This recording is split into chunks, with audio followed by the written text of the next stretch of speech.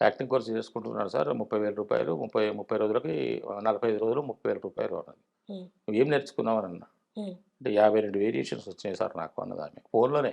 హ్మ్. ఎవరో ఇట్లా పరిచయమయ్యారు. ఎవరో నంబర్ ఇచ్చారట. హ్మ్. ఆవిడ నాకు ఫోన్ చేసి సార్ ఏదైనా ఒక సినిమాలో వేషం చూపించండి సార్, చెప్పండి సార్ అని అడుగుతుంటారులే మన హ్మ్. మిత్రులు. హ్మ్. హ్మ్. హ్మ్. ఆడవాళ్ళు, మగవాళ్ళు కొంతమంది మన వాళ్ళు మిత్రులు అనుకున్న వాళ్ళు అడుగుతుంటారు. హ్మ్. తప్పులేదు. హ్మ్. ఎవరి తాపత్రయం వాళ్ళది. అంతే. ఎందుకంటే నేను కూడా ఒకసారి అడిగాను. హ్మ్. ఎన్నో సార్లు అడిగాను. సార్ మీరు మీ సినిమాలో ఏదైనా ఒకటి చెప్పండి సార్. హ్మ్. కానీ పొరపాటు అది. ఆ మాట అడగకూడదు మేడం ఎప్పుడు కూడా ఎవరిని కూడా. నా ఎందుకు? అనుభవం అది. ఎవరు చెప్పరు. హ్మ్. ఎవ్వరు చెప్పరు మేడం. ఇది అబద్ధం. ఒకప్పుడు వర్కౌట్ అయిందంటారా అది? కాదు. ఎప్పుడు కాదు. అవతల వ్యక్తి ఫోటోలు పట్టుకొని తిరిగే రోజుల్లో వర్కౌట్ అయ్యి ఉంటదంటారా? ఏమని? సరే ఆపర్చునిటీ ఇవ్వండి సార్. డైరెక్టర్‌ని అడగడం గాదు. హ్మ్. ఆఫీస్‌ని అడగాల్సిందే. Okay. No. Okay. No.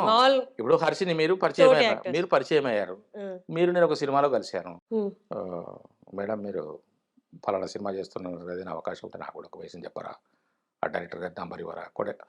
Correct కాదు. హ్మ్. నా దృష్టిలో. అంతే. మీరు కరెక్ట్. చెప్పలేరు. చెప్పలేరు. మీరు చెప్పలేరు మేడం. పరివారం సార్ తప్పకుండా మనం ప్యాకప్ అయినప్పుడు నేను ఇచ్చేస్తాను. హ్మ్. నంబర్ ఇస్తాను తీసుకోండి. నేను కూడా డైరెక్టర్ గారికి చెప్తానని మీరంటారు. హ్మ్. కానీ మీరు చెప్పరు. చెప్ చెప్పలేని పరిస్థితి మీది. అంతే. యూ చెప్పకూడని ఆర్ ఎన్ పరిస్థితి. యాక్టర్ అంతే. చెప్పకూడని పరిస్థితి కూడా. ఈ మాట మనం ఎవరితోని చెప్తే వాళ్ళేమంటారంటే మనల్ని ఆహ్, మనసు కష్టపెట్టుకుంటారు.